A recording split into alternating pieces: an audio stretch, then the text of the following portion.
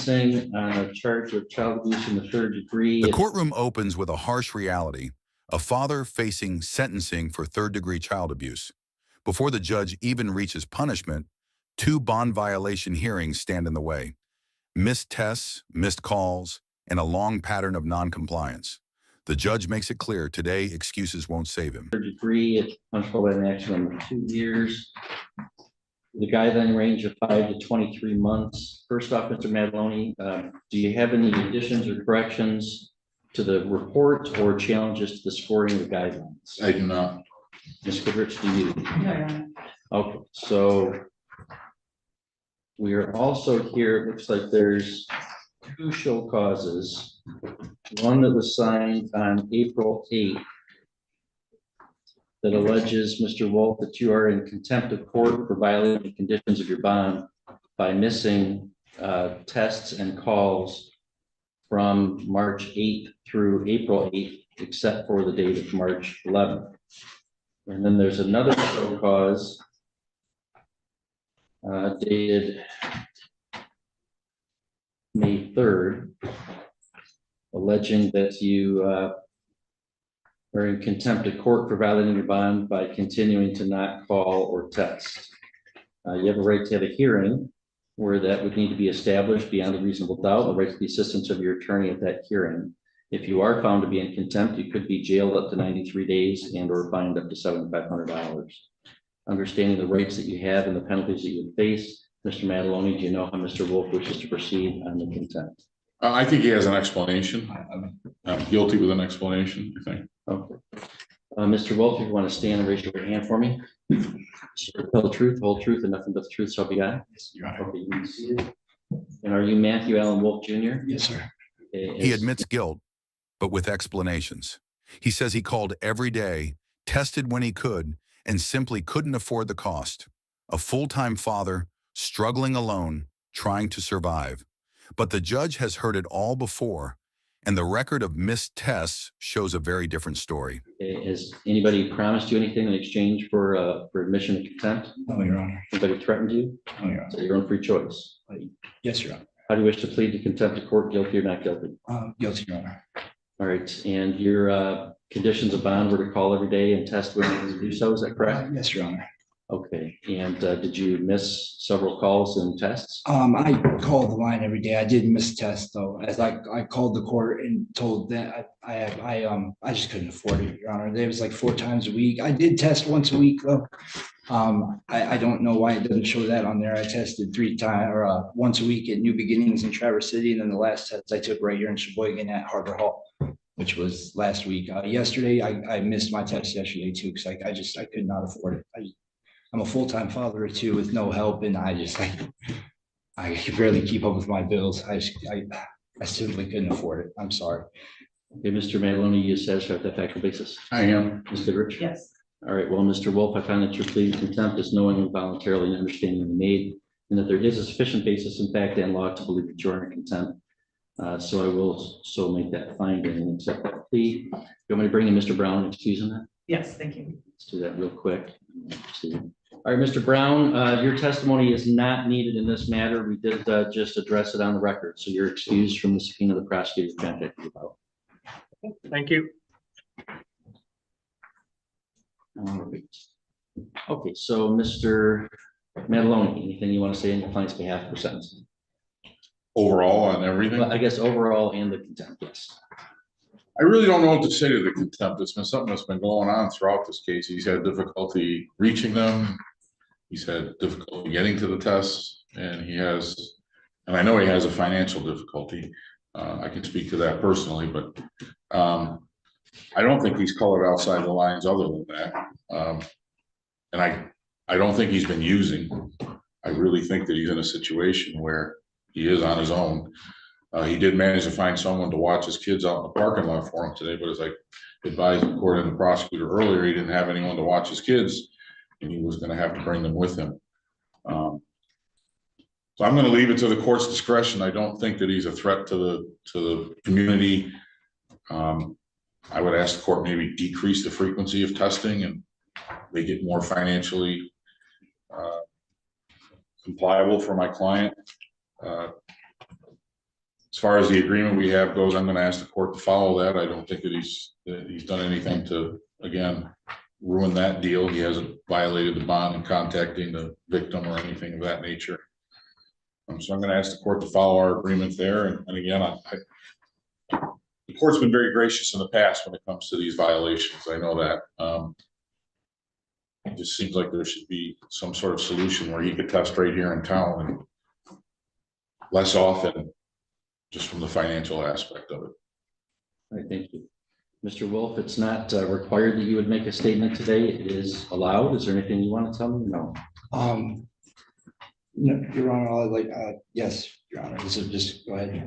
I just want to say, I thank you, by the way. I'm going through a hard time, and I'm trying my best. I did all I could. I took the test as much as I could, and I followed the laws. I'm a good dad. Yeah, I'm trying to be a good man. And I apologize. Then the victim's mother speaks. Her voice shakes as she describes how her 2-year-old changed. Fear, anxiety, flinching at strangers, terrified of returning to the place where it happened. She talks about sleepless nights, lost trust, and a justice system she feels failed her child again and again. I apologize that I couldn't keep up with all that I was required to do. I did call the courts, and I apologize to them too. I don't know if you know that, but I apologize. Thanks, sir. Ms. Goodrich, any recommendations from people? Is this both on the underlying Yes. case? And, okay, first I would ask the court for permission for Jade Livingston to speak. She is the Yes. mother of the minor. Yes.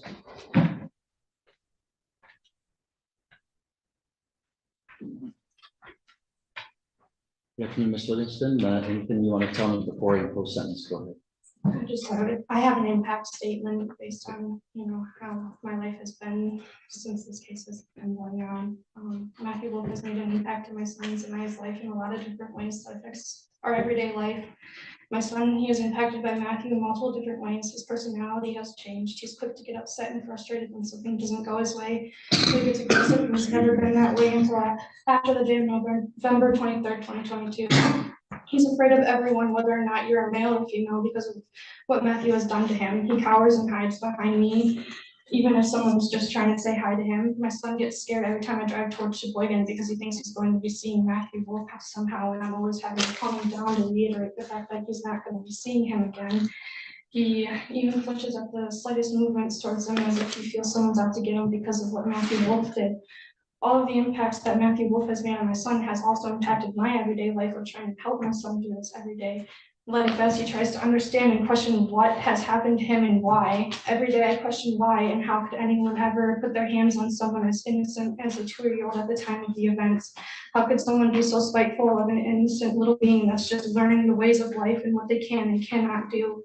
A 2-year-old isn't going to be able to defend themselves from a grown adult. A 2-year-old isn't going to know how to try and find a phone to dial 911. A 2-year-old isn't going to understand why someone's putting their hands on them in an aggressive way and decipher if it's right or wrong. I question every day what would have happened differently had Leon Landry, Bentley's biological father, called the cops that day instead of just bringing my son to me, as I'm completely clueless as to who Matthew Wolf and Diamond Swinehart are. Matthew's impacted me by making me uneasy about even sending my son to a daycare or even school in that matter, knowing and seeing what happened to my son, because I have little to no trust in people anymore. This case lasting 1.5 years, and me endlessly having to be the only one to advocate for my son and hoping to get the justice he so deserves. To me, this isn't a justice system. My son isn't getting any justice in the matter when Matthew Wolf has been deliberately continuing to violate bonds the whole case, as he has only had to sit one time for a bond violation for only 84 days and had just got given a plea deal of 12 months probation. I personally think it's a whole load of crap that he's getting less than what I've been fighting for this whole case. Sorry, Your Honor.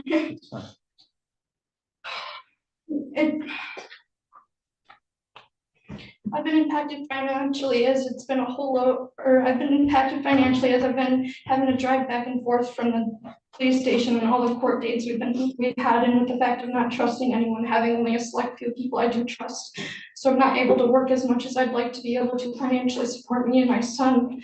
I also feel as though my son and I have been impacted by the Sheboygan Police Department and their failure to get my son and I a police officer on the case who was going to be able to successfully and thoroughly do their part for the case in the beginning, but instead gave us a police officer who was going to be transferring from Sheboygan to a different police station, who had seemed to be in a rush and completely get everything mixed up.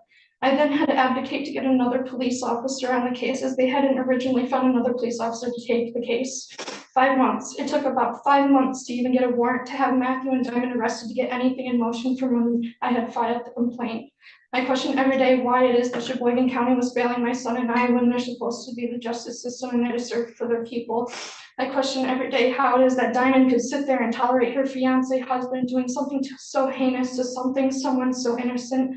I question how it is that Diamond, by what I was told to be the one who was supposed to be watching my son, could also be let free of any consequences based on her fiance husband's actions and not doing anything about it, not attempting to call 911, or even Leon Landry, Bentley's biological father, the one who had set up babysitting.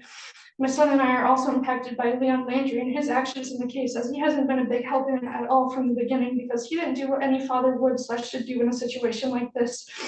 That Matthew had put my son through and called 911 the night of November 23rd, 2022.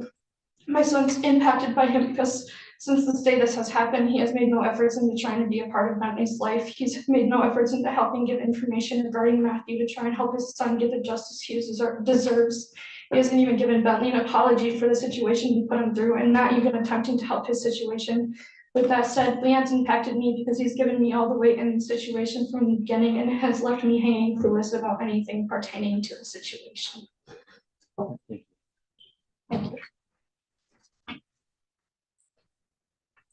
Ms. Goodrich, recommendations from the people? Yes, Your Honor, thank you. The defendant is 39 years old. He has 9 prior felonies and 3 prior misdemeanors.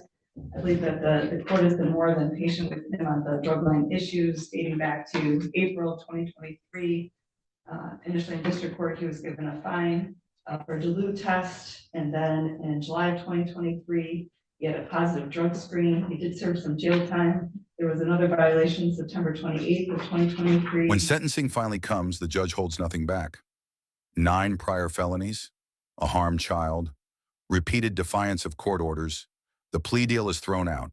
No more leniency, no more chances. Instead of probation, he's ordered to serve 1 full year in county jail, effective immediately. 23 for missing drug screens.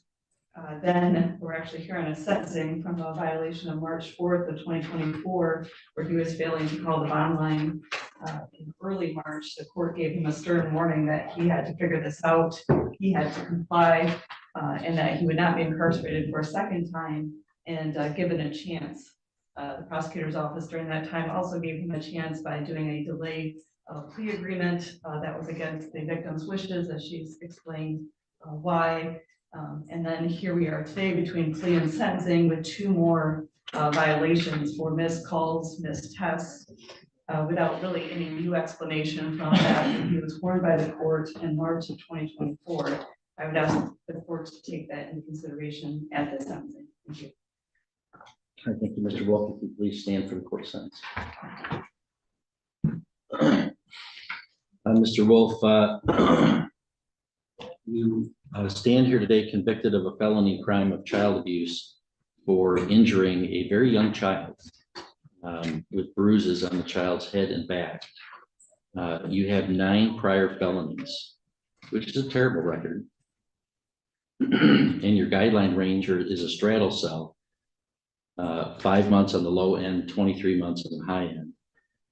The plea agreement is for a delay of sentence. I'm not going to do that.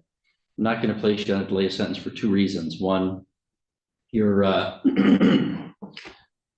extensive felony record and your abuse of a young child, and also then your complete failure to comply with my orders on bond. I have no reason to believe that you would comply with probation orders. Over and over again, you seem like you can just come to court and tell us why you're not obeying court orders and that should be okay. I'm not sure why you think that. Maybe that we've been too lenient with you. And I revoked your bond at one time, but then gave you more chances. I thought that maybe revoking the bond and having you sit for 85 days would have mattered. It doesn't seem to have gotten your attention. In any event, your post-plea contemptuous conduct has negated your ability to withdraw the plea for me not following the plea agreement. And I have no confidence that you would succeed on probation. So, honestly, somebody with your record that hurts a child, I'm really thinking about whether to send you to prison. I'm not going to do that today, but you are going to do a year in the county jail forthwith. You get credit for 88 days previously served, $68 state cost, 130 crime victims assessment, $350 court cost, $60 DNA fee. And on the contempt, it's 93 days credit for zero. Those will be concurrent. You can appeal if you wish by filing an application to the Court of Appeals. If you want me to appoint a lawyer, you have to ask me within 42 days. We're going to give you some appeal paperwork to that effect. One for you to initial, one for you to fill out if you want to take an appeal. And that's the sense of the court. Does he need to sign the appellate rights form? You give her my. We'll do it back there. We acknowledge receipt of the appellate rights form. Okay, thank you. Thank you. And are we gonna do Mr.? Yeah, it'll be Mr.